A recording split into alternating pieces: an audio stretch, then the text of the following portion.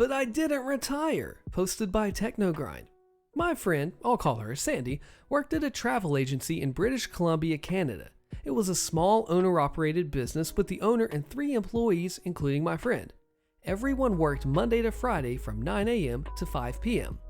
One of my friend's coworkers, I'll call her Jane, an older woman in her early to mid-60s, was a long-time nuisance employee. Among other sketchy behavior, Jane was always scamming ways to take time off over and above her official paid vacation time. In order to make up for the lost hours, she would claim overtime hours and pay by supposedly going into the office in her off hours to finish up work without being requested by the owner to do so. Despite being caught in her own lies on a number of occasions and being warned about trying to claim for unsanctioned overtime, the owner of the travel agency was reluctant to officially reprimand Jane or to get rid of her. The reason being is the owner discovered after she had hired Jane that Jane had actually been fired from her previous job at another local travel agency for pulling the same stunts. However, Jane had sued her former employer for unfair dismissal and had won a settlement.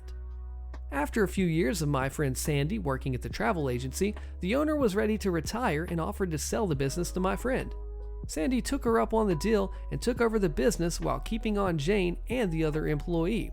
Once again, just as the previous owner was afraid to get rid of Jane, so was Sandy for fear of being sued. When Sandy took over the business, she instituted guidelines regarding taking time off and she established an official no overtime policy. Jane would still try with her shenanigans, but was far less successful in getting what she wanted with my friend in charge. However, Jane still had one trick up her sleeve when she wanted to take time off on a whim. Sandy was a divorced single mom of 2 boys who were heavily involved in youth hockey.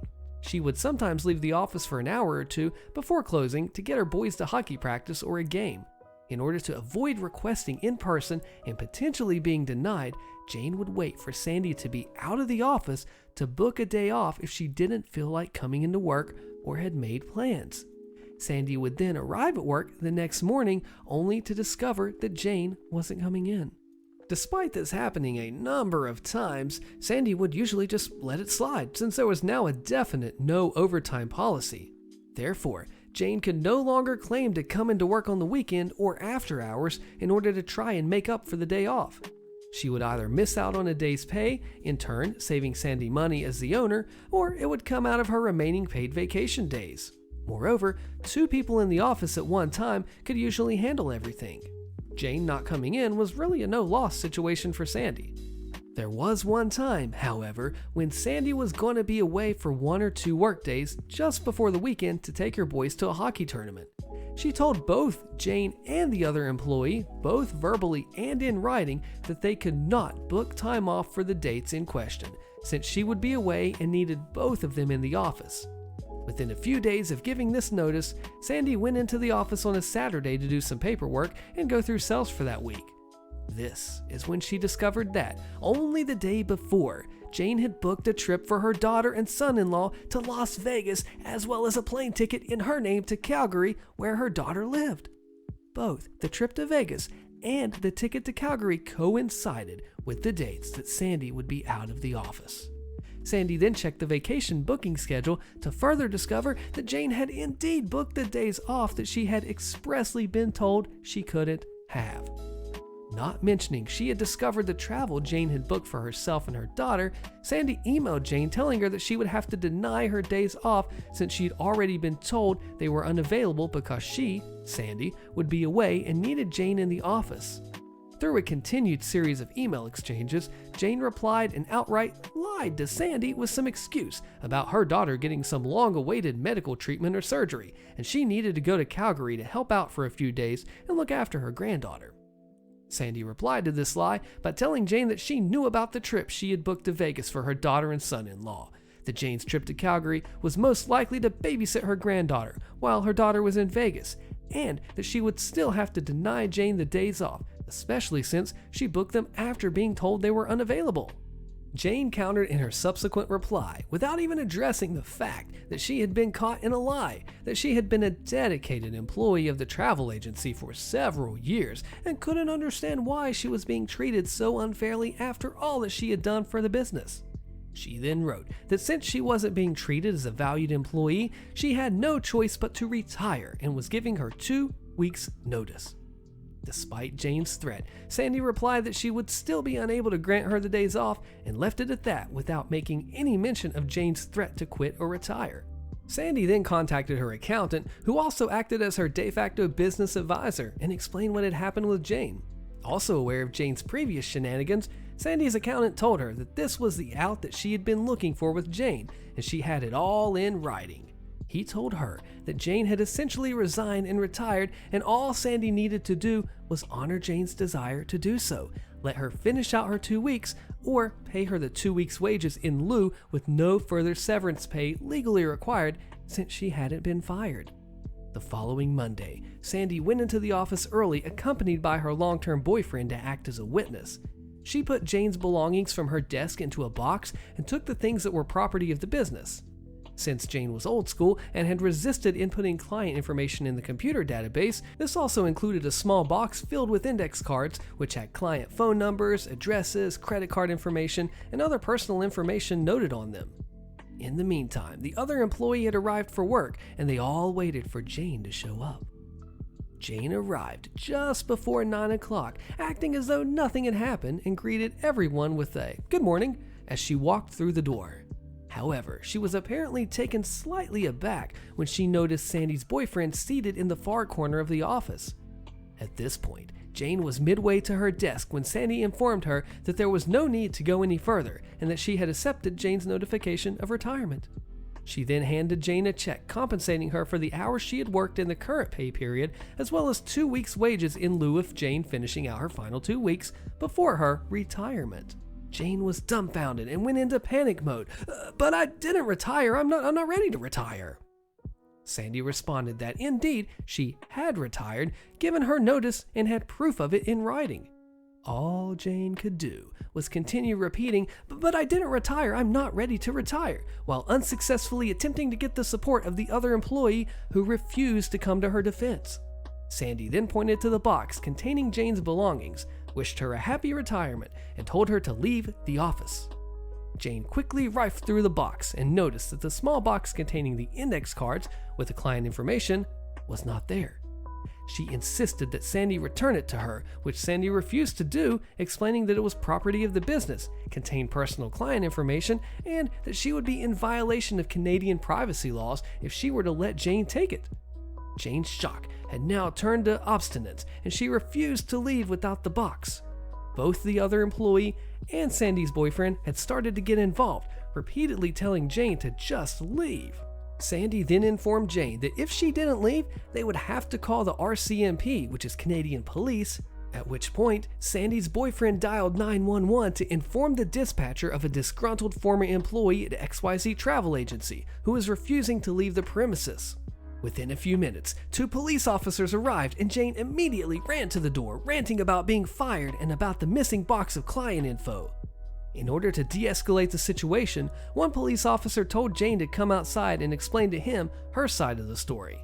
The other officer remained in the office to hear Sandy's side of the story, agreeing that Jane was not legally entitled to the box of client info.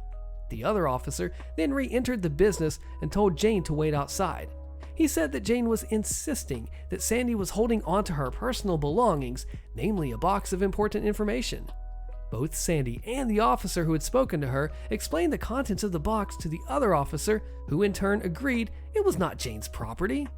The police officers then picked up the larger box of Jane's personal belongings, took it outside to see Jane, and told her that she needed to go home.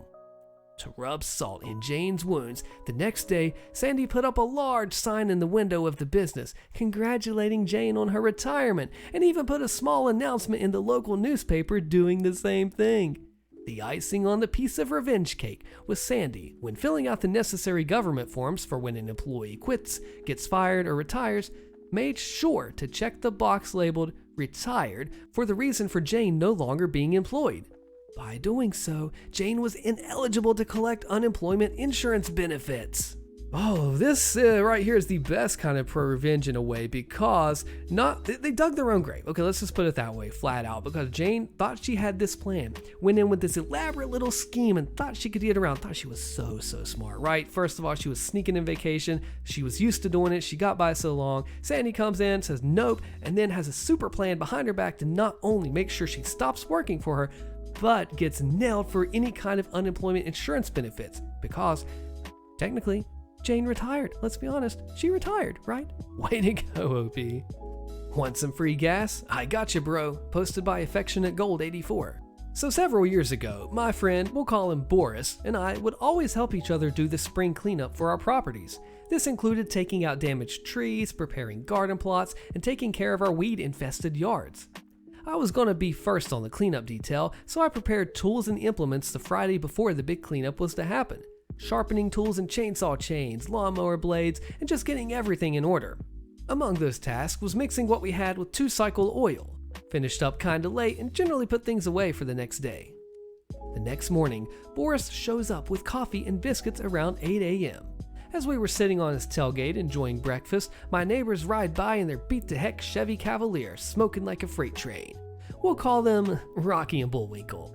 Boris and I made the usual jokes about the amount of smoke pouring from the exhaust. Dang, bet they go to the gas station and fill up with oil and check the gas. We'd soon finished breakfast and thought no more about it.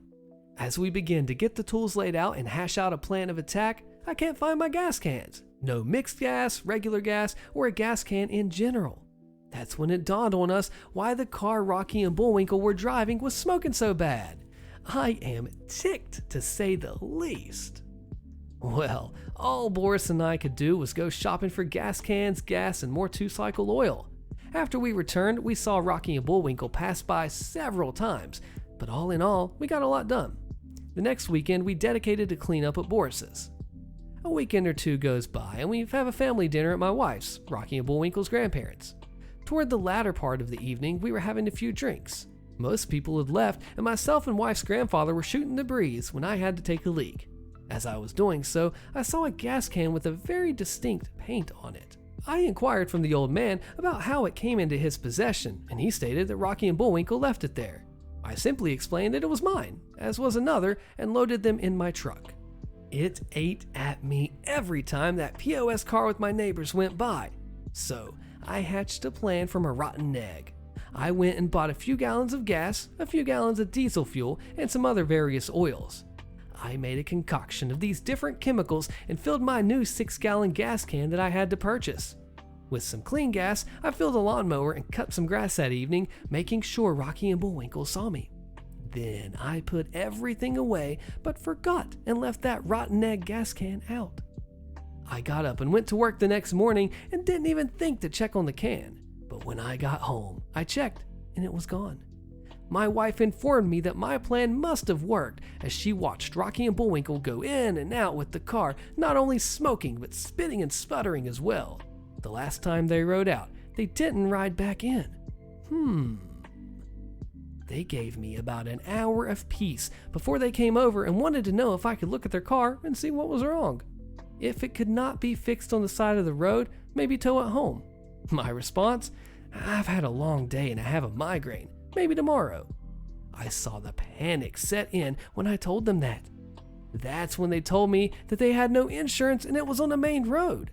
Tough luck. So the highway patrol did run across it and had it towed.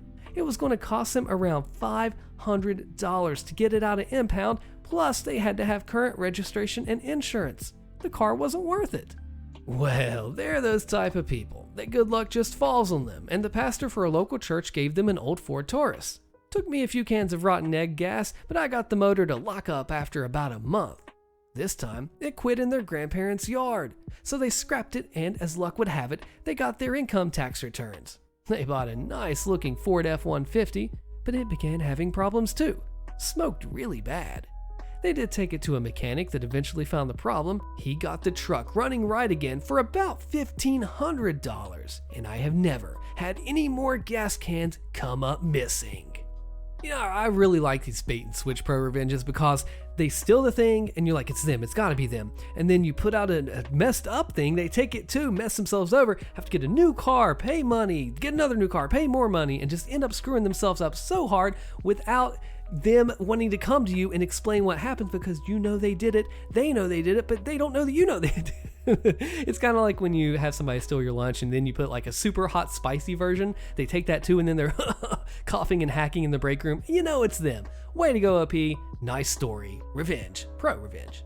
I destroyed my boss Karen after I got promoted. Click the video on your screen so you don't miss this awesome story, and I'll see you there.